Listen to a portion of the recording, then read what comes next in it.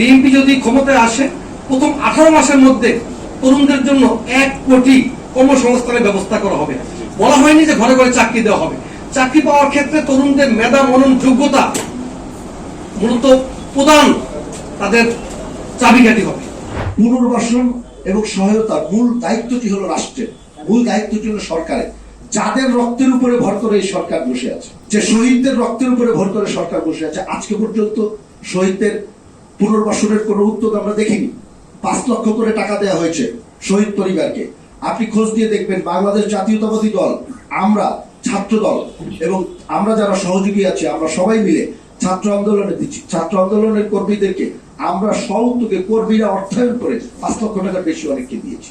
এটি আমাদের মূল দাবি। যারা শহীদ হয়েছেন, রক্ত দিয়েছেন, জীবন দিয়েছেন, আহত হয়েছেন, তাদের পুনর্বাসনের ব্যবস্থা। এখন প্রশ্নটি হলো, পুনর্বাসন কে করবে? সরকার নিশ্চয়ই। রাষ্ট্র পুনর্বাসন করবে। রাষ্ট্র কে চালাবে? সরকার চালাচ্ছে, বিএনপি তো চালাচ্ছে, ছাত্রদল তো চালাচ্ছে না। আমরা আগেও বিরোধী দল ছিলাম, এখনো বিরোধী দল আছি।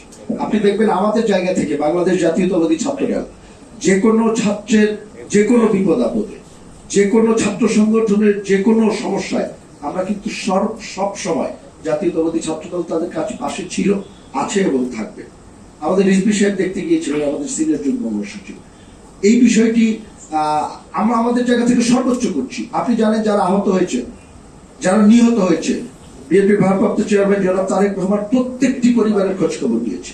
ইভেন গত রোজার ঈদে প্রত্যেকটি পরিবারের কাছে আমরা গিয়েছি, যতটুকু আমাদের সামর্থ্য ছিল প্রত্যেকটি পরিবারের কাছে গিয়েছি। আগামী কোরবানি ঈদে জনাব তারেক রহমানের নির্দেশনায় জাতীয়তাবাদী ছাত্রদল এবং আমরা সাথে অন্যান্য যারা অঙ্গ সংগঠন আছে, আমরা প্রত্যেকটি পরিবারের কাছে গিয়েছি। যারা আহত হয়েছে, যারা বিদেশে চিকিৎসাধীন ছিল, আপনাকে বলতে পারি সিঙ্গাপুরে যারা চিকিৎসাধীন ছিল, থাইল্যান্ডে যারা চিকিৎসাধীন ছিল, এই যে আমাদের যুব দলের সভাপতি আব্দুল মুন্নার নেতৃত্বে, সেখানেও তাদের পাশে আমরা দাঁড়িয়েছি। কিন্তু আশ্চর্যের বিষয় হলো, জিনিসটি খুব গুরুত্বপূর্ণ কোশ্চেন আপনি করেছেন। জিনিসটি হলো, পুনর্বাসন এবং সহায়তার মূল দায়িত্বটি হলো রাষ্ট্রের, মূল দায়িত্বটি হলো সরকারের।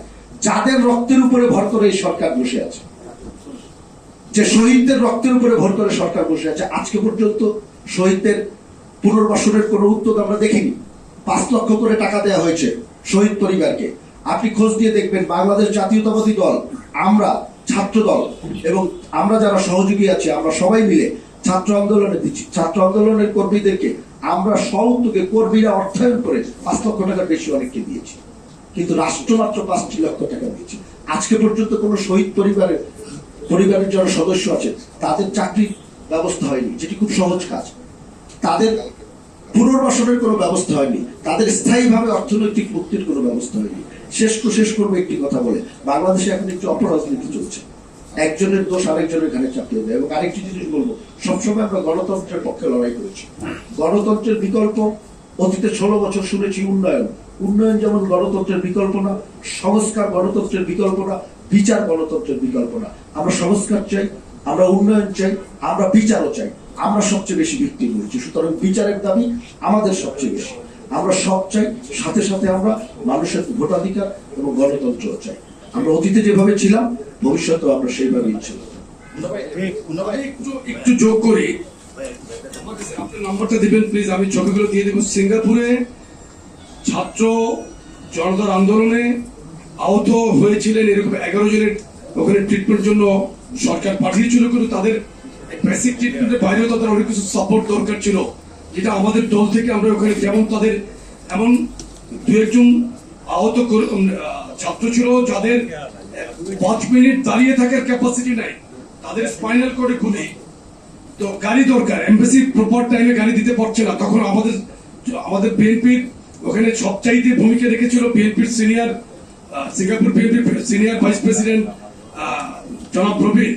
তার উদ্যোগে তাদেরকে গাড়ির ব্যবস্থা করে দেওয়া হতো।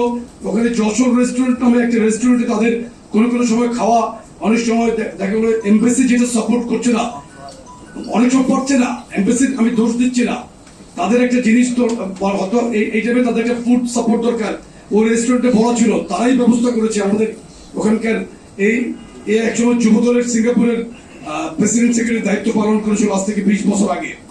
তা এখন আমি নিজে তাদেরকে আর্থিক সহযোগিতা, চেয়ারম্যান সাহেবের পক্ষ থেকে আর্থিক সহযোগিতা একটা বিরাট অঙ্কের টাকা সহযোগিতা করে এসেছি। আমি আপনাকে, আপনি যদি নাম্বারটা দিবেন, আমি ওখানকার ভিডিও এবং ওই ছবিগুলো আমি আপনাকে দিয়ে দেবো।